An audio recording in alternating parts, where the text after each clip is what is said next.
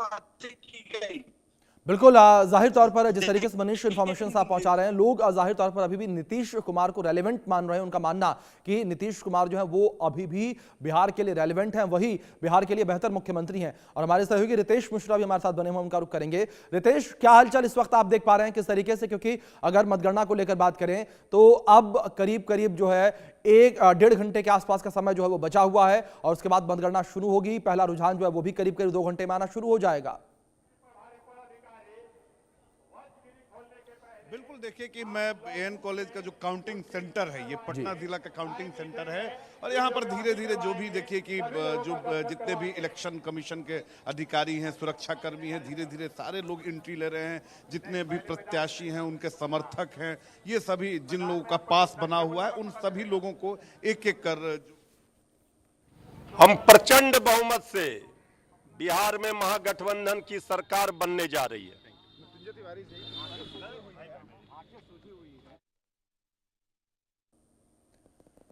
तो देखिए, दावे एक बार फिर से अब देखने को मिल रहे हैं और लगातार दावे जो हैं वो किए जा रहे हैं और महागठबंधन की सरकार बनने का दावा किस तरीके से किया गया। और रितेश लगातार बने हैं।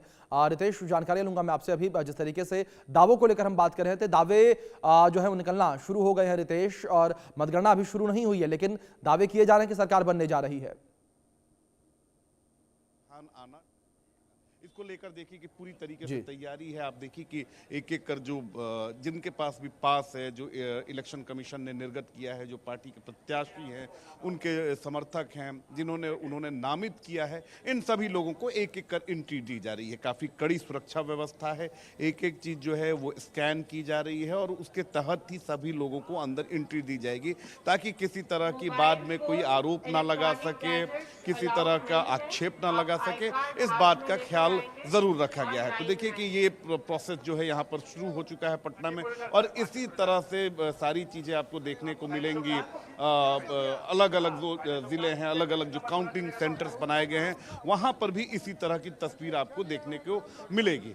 तो ये पटना का ये काउंटिंग सेंटर है। 14 जो विधानसभा क्षेत्र हैं उनकी काउंटिंग अब जो है 8 बजे से यहाँ पर शुरू हो जाएगी। लेकिन उसके पहले जो भी प्रोसेस और प्रोटोकॉल होता है, इन सभी की तैयारी जो है वो पूरी कर ली गई है। अब देखिए कि अलग अलग पार्टियों के जो नेता हैं वो यहाँ मौजूद हैं। बीजेपी के ये हैं, इसी में आप देख लीजिएगा कि आरजेडी के भी दिख जाएंगे आपको, जेडीयू के भी दिख जाएंगे। तो अलग अलग पार्टियों के जो भी समर्थक हैं, जिन्हें पार्टियों ने नामित किया है कि वही काउंटिंग सेंटर के अंदर जाएंगे, जिन्हें प्रत्याशियों ने परमिशन दिलाई है, ये सारे लोग धीरे धीरे अंदर जाना शुरू हो चुके हैं। उसके बाद जो प्रोसेस होता है, जो प्रोटोकॉल होता है इलेक्शन कमीशन का, वो शुरू होगा। 8 बजे से गिनती शुरू हो जाएगी। पहले पोस्टल बैलेट की गिनती होगी और उसके बाद फिर ईवीएम की गिनती शुरू हो जाएगी। और रितेश, जिस तरीके से जानकारियां भी आप पहुंचा रहे हैं और कार्यकर्ताओं को भी आपने दिखाया, मैं आपसे रिक्वेस्ट करूंगा कि एक बार ट्राई करें, आप जो कार्यकर्ता वहां पर मौजूद हैं, अगर वो कुछ बात कर पाए, कुछ कह पाए कैमरे पर।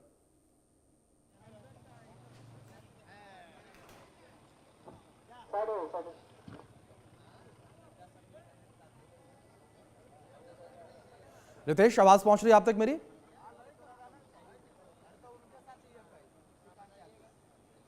चलिए, किसी तकनीकी खामी की वजह से हमारे सहयोगी तक आवाज नहीं पहुंच रही। एक बार फिर से हम संपर्क करेंगे, लेकिन हमारे तमाम सहयोगी हमारे साथ बने हुए हैं। शैलेंद्र, मैं आपका रुख करूंगा।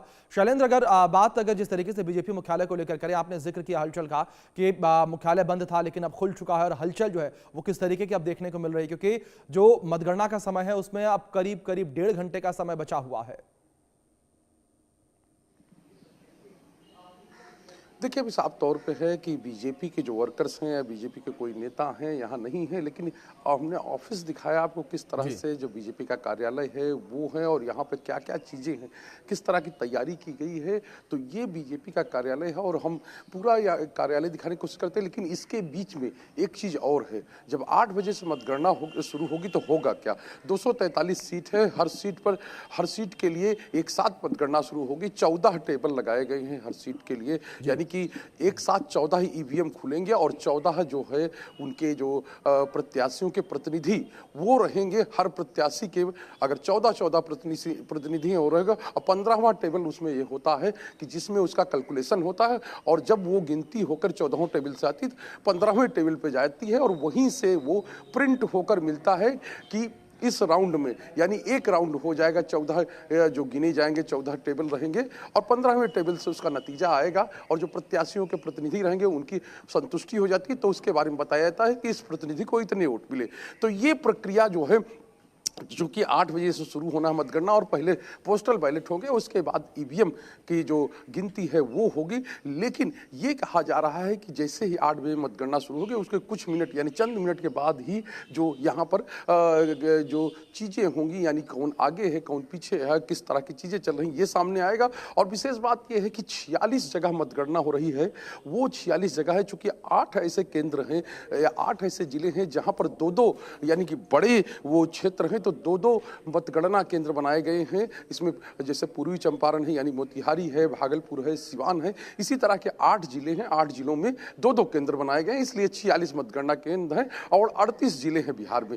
विशेष बात है एक मास्टर जो केंद्र बनाया गया है वो यहाँ निर्वाचन आयोग है बिहार विधानसभा के बगल में, वहाँ पर बनाया गया। हम ये तस्वीर इसलिए दिखा रहे हैं कि यहाँ पर जो बीजेपी के प्रभारी होते हैं, प्रदेश के प्रभारी हैं, वो रहते हैं और जब चीज़ें यानी कि जो एग्जिट पोल में आया है अगर चीज़ें एनडीए के पक्ष में आती हैं तो इस पूरी जगह पर ये जो जिस कैंपस में है ये पूरी जगह जो है आपको अब से कुछ घंटे बाद भरी मिलेगी, यानी यहाँ सब कार्यकर्ता होंगे। तो ये तस्वीर है बीजेपी कार्यालय की, चूँकि सबकी निगाहें लगी हुई हैं। और ये चीज़ और बताएं कि बीजेपी कार्यालय के बगल में ही अब से कोई यहाँ से लगभग 100 से 150 मीटर होगा वो आरजेडी का कार्यालय है इसी लाइन में, और उसके सामने ही कहें कि 20 से 25 मीटर की दूरी या 50 मीटर की दूरी होगी जो जेडीयू का कार्यालय है। यानी तीनों बड़ी पार्टियां हैं, तीनों बड़ी पार्टियों के कार्यालय यहीं पर हैं और यहीं पर तीनों चीज कहें कि एक ही रोड में है। और ये कहें आज जो है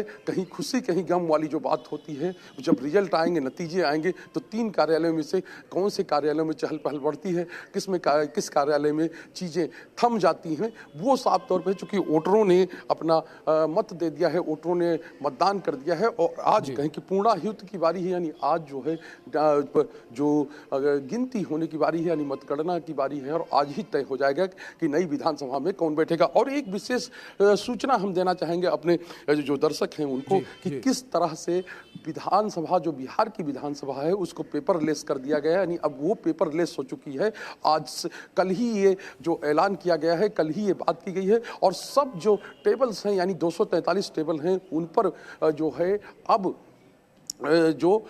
पेपर से काम नहीं होगा, यानी उन पर टैबलेट लगा देंगे। और एक और बात, चूंकि 323 वहाँ पर जो कहे कि कुर्सियाँ बनाई गई हैं, यानी ये कहा जा रहा है कि जो परिसीमन होगा लगभग 80 सीटें उसमें बढ़ेंगी और उसी के हिसाब से ये तैयारी जो है अभी से बिहार विधानसभा के अंदर जो बैठने की व्यवस्था की गई है वो 323 लोगों की। तो आप समझिए कि अब चूँकि जो जनगणना होनी है, जनगणना होगी और उसके बाद जब परिसीमन होगा यानी परिसीमन के बाद सीटें बढ़ेंगी तो उसकी तैयारी अभी से हो चुकी है। और पेपरलेस यानी कि अब सब काम जो ऑनलाइन ही होंगे वो बिहार विधानसभा में अब लागू हो चुका है। तो आप समझिए कि एक तरफ आज जब रिजल्ट आएगा और जब रिजल्ट आएगा जिसकी भी सरकार बनेगी और जब प्रतिनिधि यानी जनप्रतिनिधि राज्य की जो सबसे बड़ी पंचायत है वहां पर जाएंगे तो वो पेपरलेस काम करेंगे, यानी टैबलेट के सहारे काम करेंगे। नई व्यवस्था के जो होगी वो होगी। अब कितने जो 243 बिल्कुल शैलेंद्र, जिस तरीके से आप इन्फॉर्मेशन दे रहे हैं मैं आऊंगा आपके पास, जानकारियां आपसे लेंगे, लेकिन इस बीच एक बड़ी खबर निकलकर सामने आ रही है,